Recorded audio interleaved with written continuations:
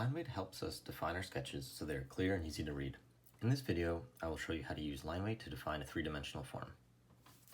So today I'll be drawing with just one ballpoint pen, but you can see that I can get a variety of line weights from it. In the top right, I have a series of 4 different line weights just from this one pen, where I'm able to strengthen a line and by doubling up or tripling up on any given line weight here. So that I'm able to define a hierarchy between these line weights. This is an important way of defining the object so that it's easy to read and can be understood. So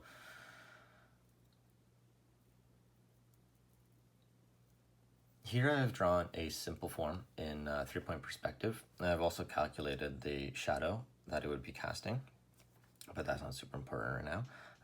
Today we'll just be focusing on adding line weight to this so that it's a better defined form and not just one line weight. First, I'll start by defining the outline or contour of the form. This will be my strongest weight. But I can always sneak up on a line weight to make it a little bit stronger. So I'll start and making it like a 2 or a 3.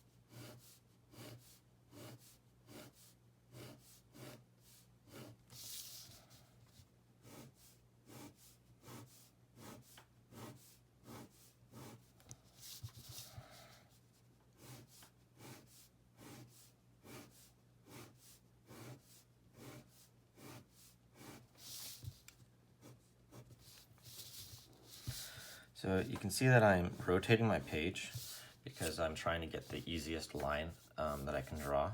It's easier for me. It's easier for me to draw a line that goes in this direction, kind of parallel to me, or sometimes even a bit away from my body. So to help with that, I really just rotate the page so that I'm able to have better access to that line. So there you go. That is roughly the contour or the outline of the form defined. And you can see that here I've really just defined the outside barrier of it, but there are a couple of lines, notably this one, and this one, that overlap onto itself, onto the object itself. Which means that there is a surface that is hidden behind here. You can see that I drew through on this side. So this entire corner of the top box is hiding or obscuring this entire backside of this intersecting form. So to better define that, it's better to strengthen this line weight so that your eye understands that there is space behind here. There's space that you can't see behind here. So the same thing goes with this cutaway on the top of the box. So now I will define my overlapping edges, and this will be the second strongest line weight. So if we're shooting for a 4 for the contour line, then we're going to look for a 3.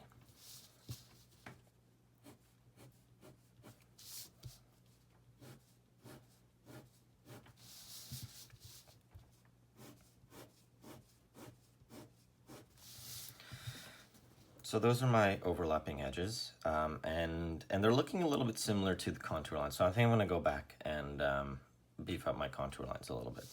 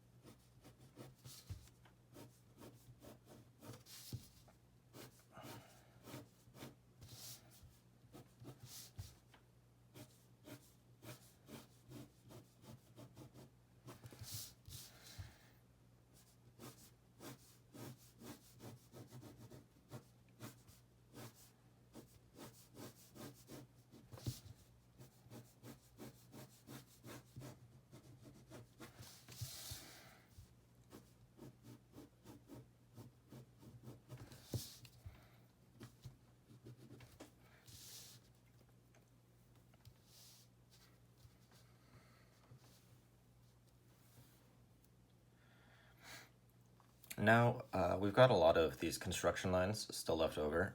What I want to do is help define the edges that we can actually see, as opposed to the ones that we can't see. Like these three lines here that are intersecting, those are behind the edges that define the behind of the box, and really those aren't as important as these lines here that define the faces that we do see. So I'm going to go over and just try to strengthen those lines a little bit.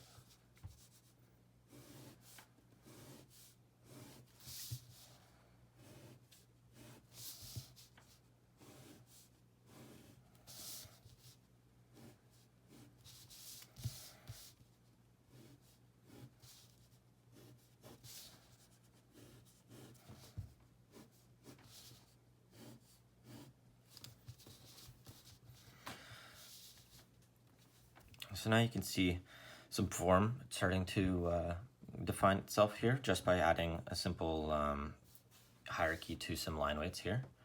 And now I've gone ahead and calculated the shadow here. I'm just going to go ahead and hatch it in, and hatch in the shadow side of the boxes. So this is going to be the shadow side of the box, of the form here, and then I've got some shadow that I will hatch in here. Now we're not going to cover shadow in depth here. That'll be another video. But I'm just going to go ahead and show you kind of a start to finish what this might look like with more with proper shadowing and hatching in this sketch as well.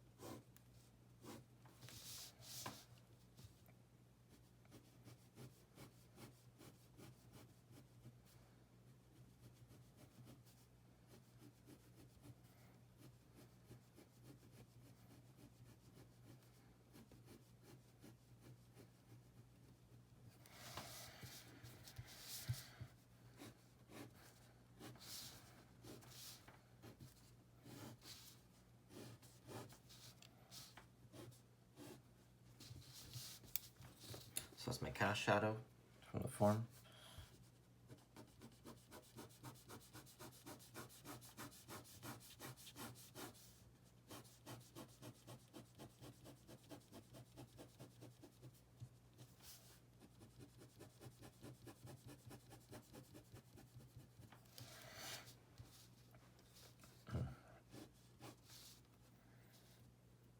And this also needs to be shadowed.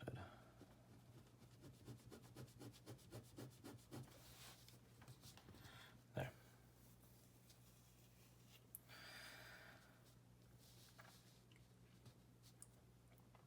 So here you can see that just a couple different line weights and some shading, you can really define a form quite nicely.